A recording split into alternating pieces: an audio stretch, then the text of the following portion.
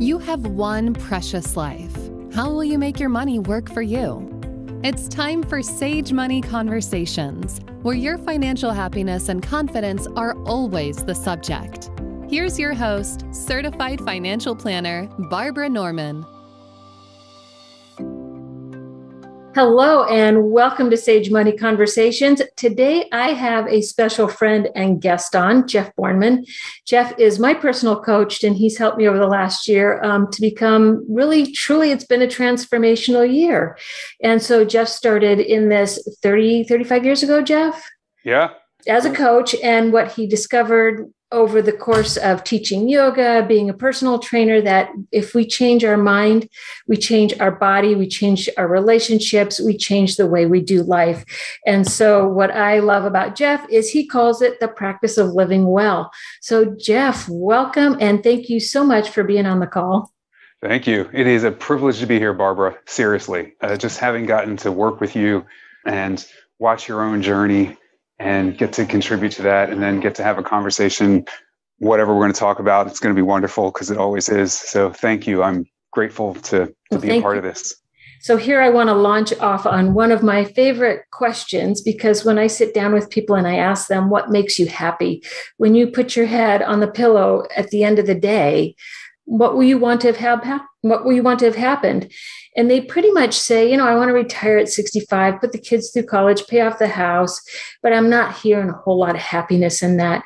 So Jeffrey, as you work with people, how do you help them to define happiness, and how do you help them move into that place where it's okay to be happy? Yeah. Wow. Exactly. Great question. I love that you used that analogy of putting your head on the pillow. And as you said, I've been started as personal trainer and moved sort of as that industry, and my own growth pattern, has evolved and changed. It was back in the 1980s that I started doing this, and it was not my expectation to do it as a living. That was my fun job while I was in college and grad school. And it started as being a lifeguard, which then moved into teaching swimming, which then moved into teaching people workout techniques, coaching, that sort of thing. But it still was lifeguarding, this is what you do when you're young. This is, this has a shelf life, this particular type of work, in my mind, back then, way before all that's happened in the fitness industry ever happened. And the ideas of boot camps and group exercise classes. I mean, Jane Fonda was doing her thing, and, maybe Cher was hawking 24-hour fitness memberships, but the way we think of having a personal trainer didn't exist then. So it was not in my head that this was my career by any means. But no, you're right. We didn't have that mind-body connection back then. No, not at all. And yet at the end of the day, what you just said, when I would lay my head on the pillow and I'd be like, all right, God, I earned tomorrow, because that right there, you owe me another day. And it was always something that happened in an interchange, in an exchange, in a moment, or the cumulative effect of a number of moments with a client. Mm-hmm. And it just kept, it gave me such a deep sense of life. It changed my cell structure. I mean, literally, that's where I knew I was happiest. That's where I knew my life had purpose. And I didn't necessarily identify it that way yet at that point, but that's what I was experiencing. That's what I knew was for real, of all of the other things, that my dreams and hopes and all the work. And I was in college and doing this and doing that, and it was all great, loving it. But that's where I was like, all right, that's who I am. Again, I don't know that I consciously described it that way at the time. Now I see that's what I was experiencing.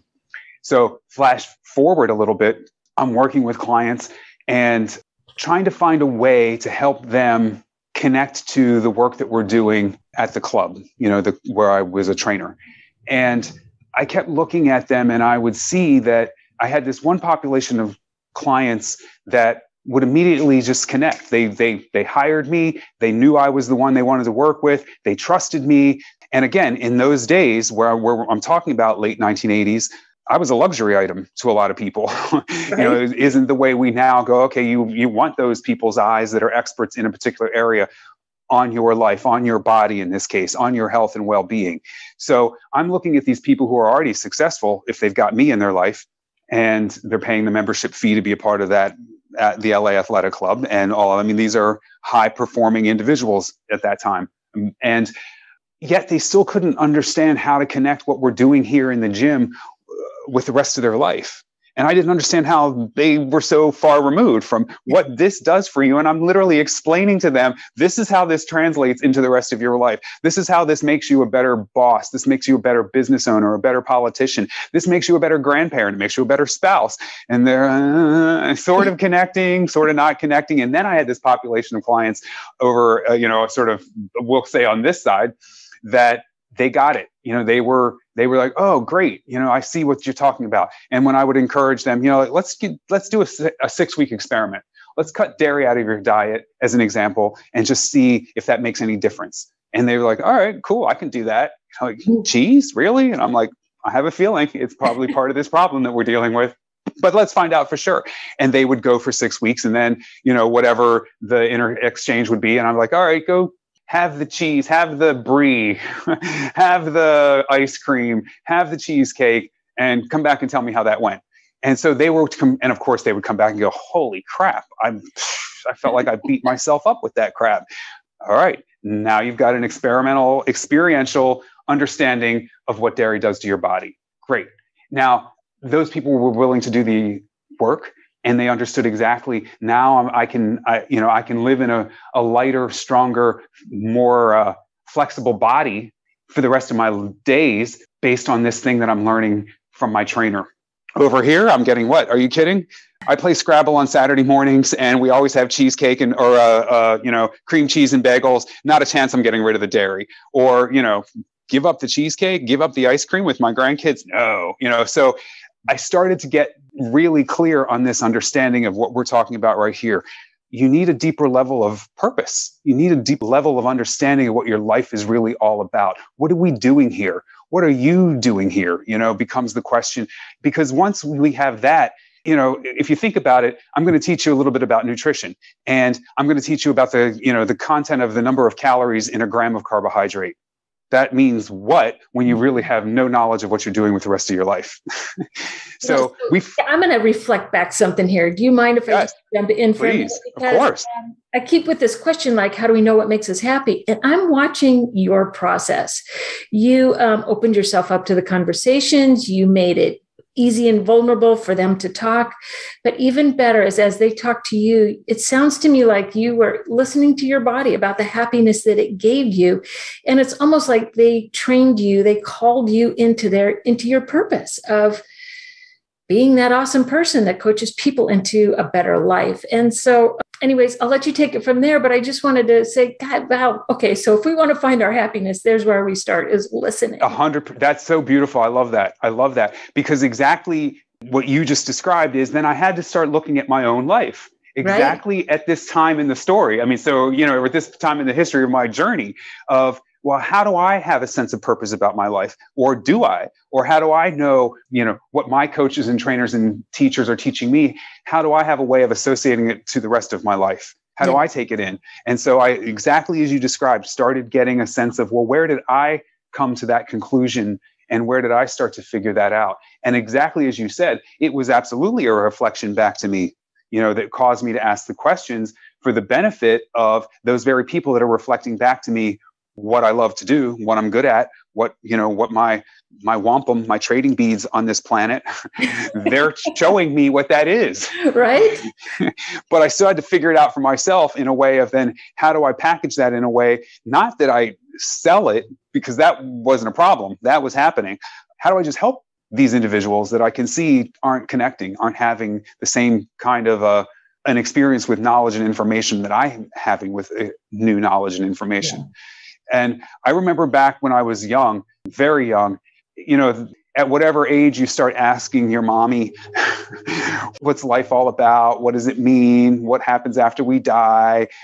Those existential questions that a 5-year-old can ask, right. But it's the same question that we're asking at 85, what's the meaning of life? I remember so clearly my wise mother saying, it's up to you to decide what life means. You have that's your job. That's your task. Not to figure it out as in, the answer of life for everybody else. It's your job to decide.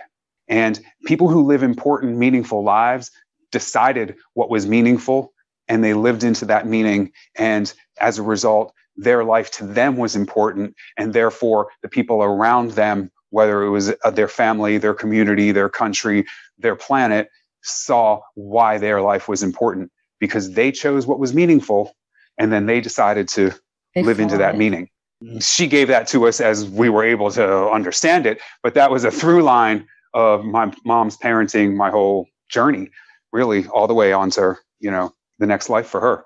So I started thinking about that. Where do I find those tools where do I find, ways to open up people's thinking to that idea? What does your life mean? What do you care about? What do you want? So I started having that conversation with my clients. So those people that I knew they were taking the information that I was giving them and they were playing with it and willing to experiment and willing to, go down the path with me of crazy stuff I asked people to do. When I think back to it, I was like, oh, thank God I had these clients that were willing to, take this, because nobody was, I wasn't learning any of this in personal training school.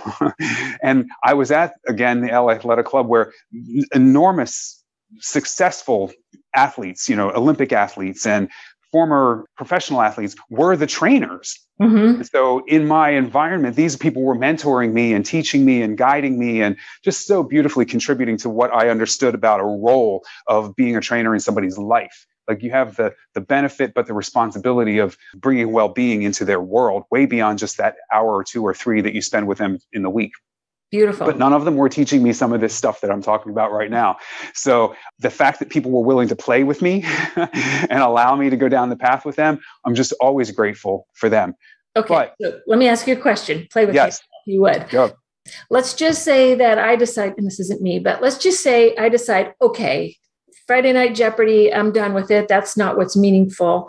But when we talk about having meaning in life, that can be so intimidating. Like, I'm not a Nelson Mandela. I am not a Mother Teresa. This thing is bigger than me. And yes, I have a passion for whatever it is, human trafficking, pollution, the environment, spirituality. How do you coach people away from that fear and the baby steps into, and meaningful doesn't have to be Mother Teresa, Mandela. Tell me about the process there. So beautiful. So beautiful. I just love it. I love that, how you're carrying us in this conversation. Mother Teresa didn't set out to be Mother Teresa. Nelson Mandela did not set out to spend, 22 years in jail for political beliefs that he had, that his people deserved better. Yep. Just what you said, some of those people decided. So one of the things that I started doing in these conversations with these people that were working, that were, where this was working, was I started asking questions and or getting references back. When I say to them, why does this work for you? How do you connect to that? And, some variation of the response was always the same. I know where you fit in my life. I know what I'm doing on this planet. Okay. I know what the work that we get to do right here and right now, how that ripples through my life. And I'm like, okay, well, how do you know that? How did you figure that out? How did you come to those conclusions? And so through sort of the Q&A, while we're, lifting weights or running track or doing all that stuff that's happening together, I'm developing this concept of, a pathway to find the meaning or to really choose in a way. Instead of chase your meaning and your value in life, choose it and follow it. So I'm going to go back and go forward. One of the things that I love that I get to do is I talk at schools to kids that are middle school and high school about this very same subject. How do you find your purpose? How do you find your path? How do you find what life means? And I've really come to encourage people to think about it one step higher of what I call a cosmic occupation. And the reason I call it cosmic is because it's bigger than your life. The ripple effect that you create is going to continue to ripple through the people, generations behind you that aren't even here yet, but on an energetic level, out into the ethers of the universe right now, your current vibration is carrying a frequency, or is a frequency that's continuing to be carried throughout the, 15 billion light year wide that our pea brains can understand it to be expanding. That vibration continues. So think of it in that way. What are those gifts and talents that you give every day when you show up that really then ultimately define the purpose? My purpose is just to take life as it comes and put that cosmic occupation to work. So I started having this conversation with kids in school, and I created this little worksheet of questions for them to start thinking of it like that. And I'll even ask you some of the questions. So exactly as you said.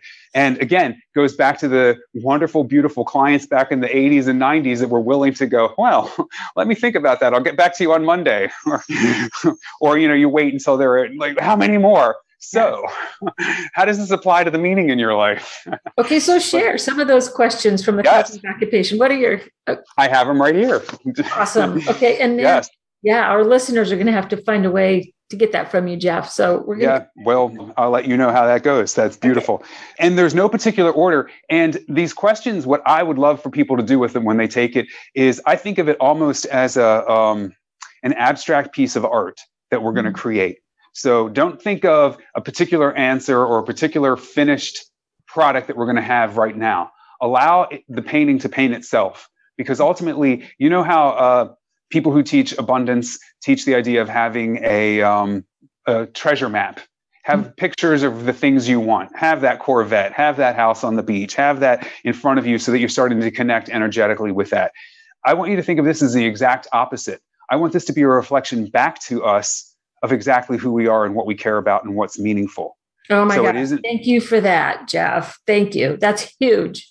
It really is. I mean, when you think about, and I have a client right now that I'm working with who is a very well-known artist and is in later years and thinking about, the way art stays long after the artist. And so thinking about the message that he wants to leave to those who might see his artwork 500 years from now, what's consistent with being human in artificial intelligence and fake body parts and all the things that's going to be a part of the experience 500 years from now. But there's going to be elements of being a human that will continue all the way through. And what I set him out to do was do some of this work. And I want you to actually create a piece of artwork that becomes that abstract piece that you look at and you go, that's who I am. That's what I do every day. And just get refreshed in that. And so in the same way that works for him, this is what this would do for you, for anybody that wants to take this process on, and you create something that works for you, that reminds you of who you are and what you do and this is what I do. And this is how I do it ultimately. And that can be anything it can ultimately be embodied in one little item that's around you. So let's get started. So that's the end goal of all of these questions. Is, an awareness of that cosmic occupation and how you put it to work every day. And then there's so much more I could share, but we'll go with this. You talked about Mother Teresa and Nelson Mandela as an example. And I think when we look at those people, we don't realize that what they were afraid of was not that they were afraid of being poor, they were afraid, but the big fear that they had for mankind. If we don't fix this, how far off the rails is this whole thing going to go? Right. And start in that place right there of what are you most afraid of for yourself and for mankind? Because our purpose and our fears tend to be very closely related. What I'm afraid of for, again, not just anxiety for today, but what do I really think? Let's see. The way I have this stated here that I give so for teenagers, so everybody who's watching this should be able to have this as you can reach, this is reachable. Okay. What is my deepest fear for myself and for mankind? And for the kids, I'll put in parentheses a little bit more about how to answer that question, perhaps. And so the parenthetical is, there is a lot of information in this question. Our fears and our sense of purpose in life tend to be very closely associated. And so if you can spend time with that, you may know right away that this is what I'm afraid of. If we don't fix this, whatever it is, life isn't going to go so well. But you may have to think about it and sit with it for a while. What do I really care about? What is the thing that really I know is, gives me purpose? But don't think of it as I'm looking for something to give me purpose. What am I afraid of? I've heard that before, and that makes so much sense. Oh my goodness. Yeah. And once you start to do it, it exponentially increases. It expands, and then this makes sense, and this makes sense. Another thing that I like kids to do, because, they're always like, why do I need to know what happened 4,000 years ago in history class?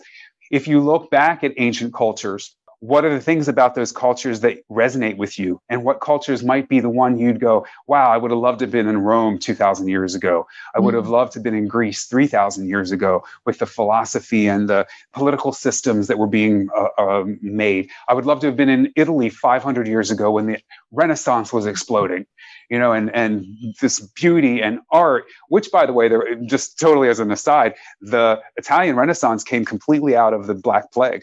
So right. It was a pandemic that changed the mindset of people, that totally changed how they decided to look at the world, and realizing that wealth doesn't keep you alive in a pandemic. Piety and religiosity doesn't keep you alive. But that's a whole other story. But ultimately, those kids, the kids of the survivors of that pandemic, are the ones that really brought us into 1500, is where we think of the beginning of the Renaissance.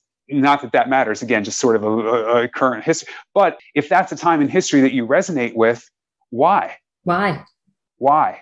So go find that. Maybe it's, Chinese cultures and medicine and healing, or maybe it's, take your pick. When the Vikings were exploring North America, but they didn't have to put their flag down and conquer it. They knew, they got to just know that it's there, and that was enough. Yeah. Find those places in history that you resonate with, and then think about, lay out a few reasons to yourself why I connect so much with that time in history. Sweet. And then fast forward from that. What do I want people in the future to know about life here in the 21st century? What is the most valuable thing I could use all of my social media and all of the dossier of digital information and metadata that's being collected about me? What is the message that I could actually send out to 500 years in the future? Mm-hmm. Where does it come from inside of myself? What do I want them to know? And again, all of the answers, there's no right answer to all of these things. These are all thoughts and ideas. And again, they can be words, statements, sentences. They could be pictures out of a magazine, pictures that you draw yourself. There's no limits to how you can answer these questions. But ultimately, you want to take this whole accumulation of answers and put them together in a way that it gives you a sense of reflection of who you are back to you, in a way that you can go, that's it. That's it. The same way I could put my head at 20 years old, 22 years old, put my head on the pillow and negotiate with God. I earned tomorrow, kiddo, because of today. Yeah. And even if I didn't realize that it was that, but then now I see that it's exactly the moments that I was living fully in my purpose, that I was executing fully on a cosmic occupation, something that's going to live long after I am here, and the time and the energy that it got exchanged in that hour or that 2 minutes. That is what my life means. And if you can have that, then you'll find it in that picture. You'll see that. And then all of a sudden, what I love about it is that it gives you a yardstick to measure absolutely everything. Right. So am I living fully into this purpose? Am I really employing that cosmic occupation, that set of gifts that I have every time I walk into a room? So not only does it give you a way of measuring what choices to take, 99% of your decisions are already made. The answer is no to most things. And the things that there might be one or two versions of the yes, I could do this or I could do that. Doesn't matter. Whichever one I take, it's still going to allow me to do this thing I do in the way that I do it. That's bringing this bigger set of gifts to the world that are going to endure and last. So all of a sudden, life becomes so much easier, so much simpler. Yeah, you touched it, like that constant pursuit for the Corvette, for the house, for the whatever, versus that pursuit of what makes me happy and how can I give back. I think as human beings, once we get the car, so what? What's next? And there's this constant angst. But when we're living in our purpose, boy, every day, like you said, every day is happy. I earned the next. Yes, exactly. I think of that pursuit of wealth in that way as like drinking salt water. It's never going to quench your thirst, and all it's going to do is make you thirst more. Exactly. Like it doesn't fix anything. It's not the solution that we think it's going to bring. You introduced another concept to me, and I want to take our listeners there because it was your future self meditation. And it was, now that I've kind of connected with what gives me purpose, what makes me happy, tell our listeners about future self.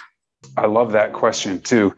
And it's such a great bridge from that idea of what I'm doing with my life in terms of my purpose.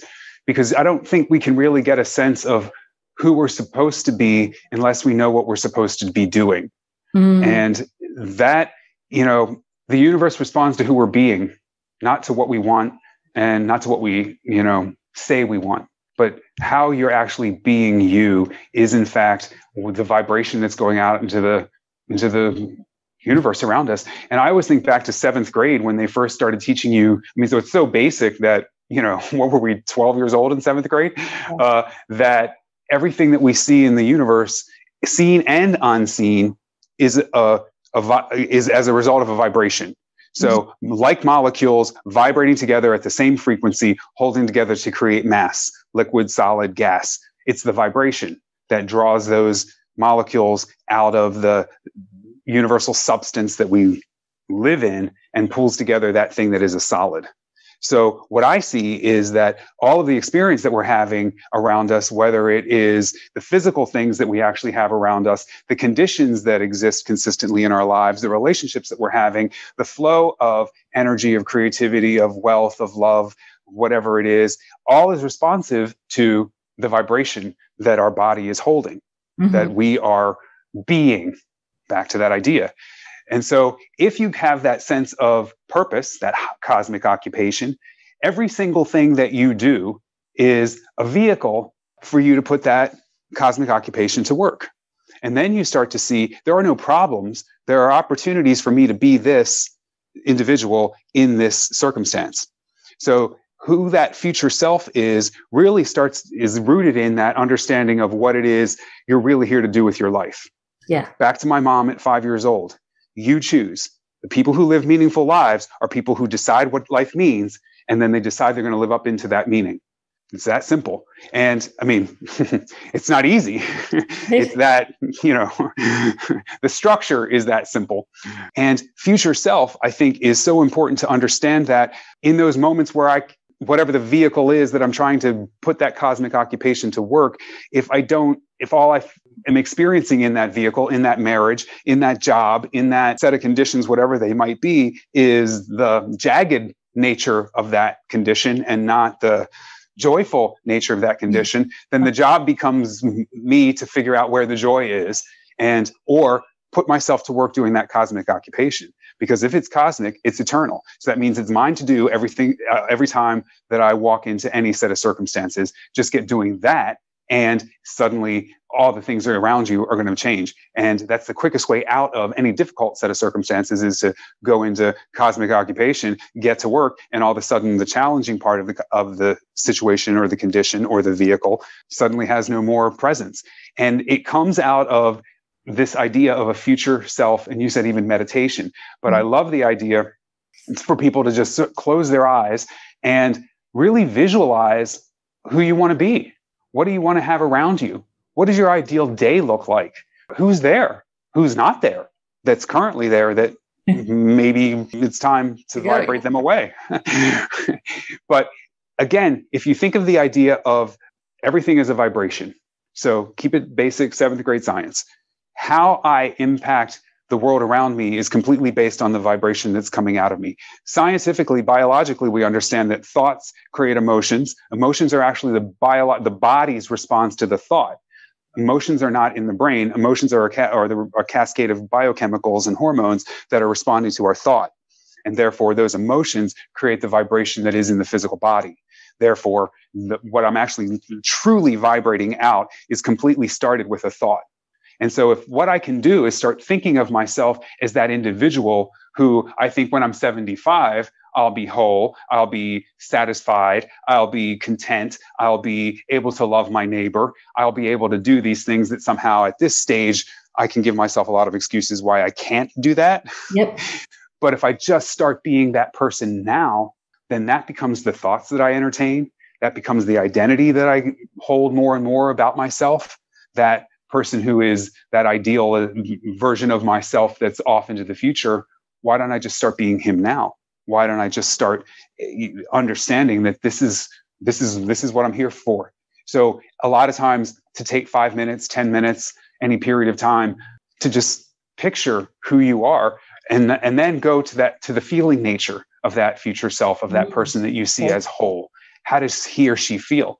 What does she feel like when she's in that ideal environment? What is she doing when she's in the ideal environment? And what does that feel like? And you can go to, what are the aromas? What are the fragrances that are around? What did you do a few minutes before you started seeing yourself right now in this moment? What's on your agenda for later in the day that isn't a part of this moment of meditation? And knowing all of those things help build up sort of this, get out in front of the principal, as one of my teachers used to say. It helps you build up this momentum and this critical mass of your future self long before you ever get to your future self.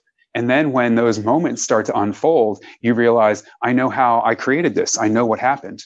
I sat in that place days ago, weeks ago, months ago, years ago, and I felt that.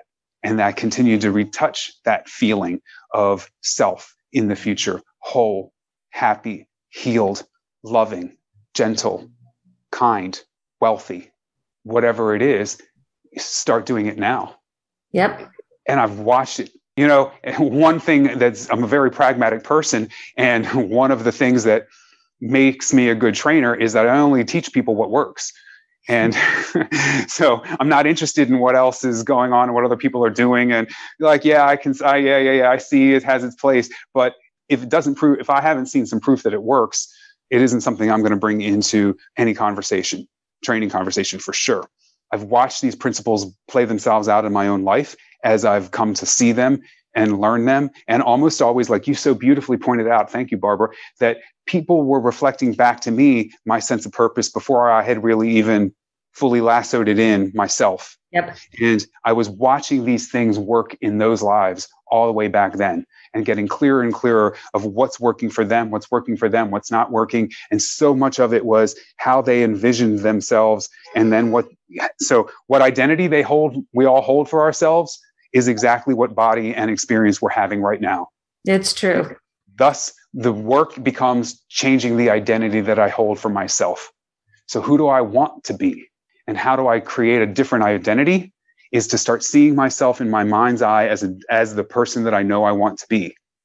And so true, have that feeling. We can be in a restaurant or someplace, and if somebody walks in and they look like truly they're the most successful people in the world, people are going to respond to them that way. And nobody knows if that's really real or not. But you're right. If we start vibrating those things and we start encompassing them into our lives, it can't help but come to us. It's the law of the land. Right. They teach you in 7th grade. It's all vibration. It's so basic. They expect at 12 years old, you're going to understand this and then build from there. So it can't help but happen. In fact, just the other day, I was at an event where you saw, I'm sure on the news, if for those who watch the news, where a lot of airline flights were canceled. Yeah. And somebody came up to me and said, it's crazy. My flight was canceled. And I started to listen to the airline where you can do this and you can do that, you can do this. And then she said, but what would my 70-year-old self do right now? What would my future self? I have this responsibility. I have these people that are expecting me to be, in a different geographic location than I am right now. And how would she handle it? Was the question she asked herself, and went right into that, closed her eyes, saw herself as that person, contacted some other airline, got a driver to the airport, and got herself home to where she needed to be, rather than waiting as she would have at any other time for instructions on what to do. Love that.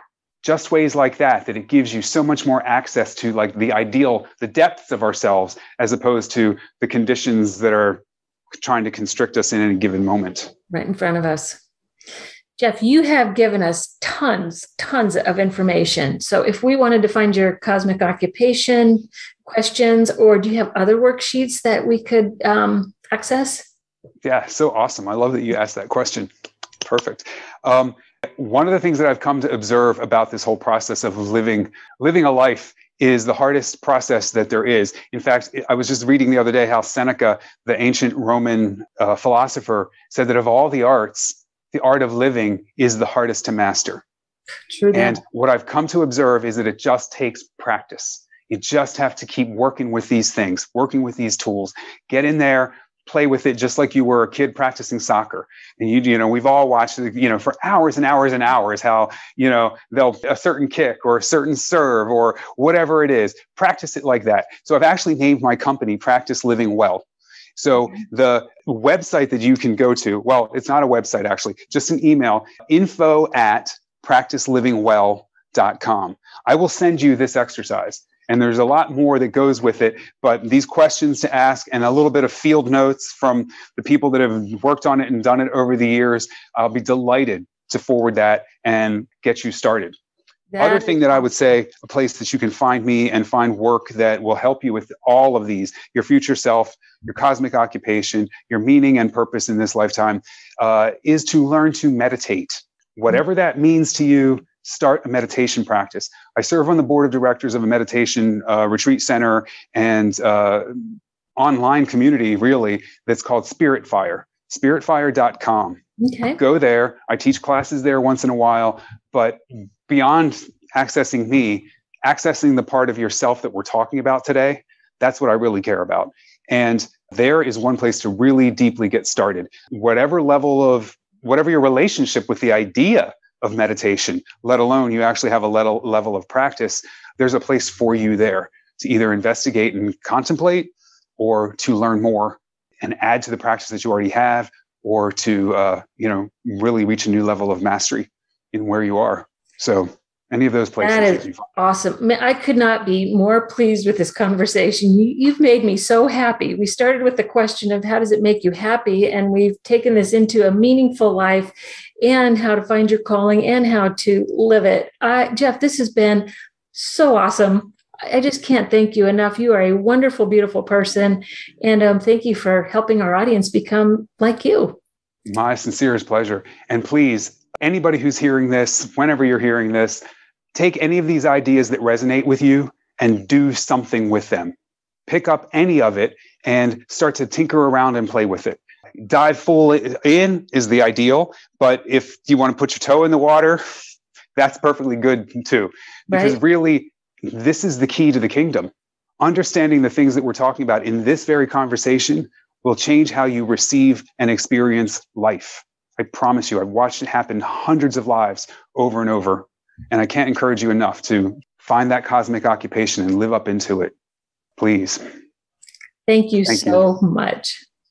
Advisory services are offered through Barbara J. Norman, LLC, an investment advisor in the states of California and Texas. The information contained herein should in no way be construed or interpreted as a solicitation to sell, nor an offer to sell advisory services to any residents of any state other than the state of California, or where otherwise legally permitted. All content is for information purposes only. It is not intended to provide any tax or legal advice or provide the basis for any financial decisions. The information contained in this material has been derived from sources believed to be reliable, but is not guaranteed as to accuracy and completeness and does not purport to be complete analysis of the materials discussed. The opinions expressed do not necessarily reflect those of SagePath Solutions and are subject to change without notice.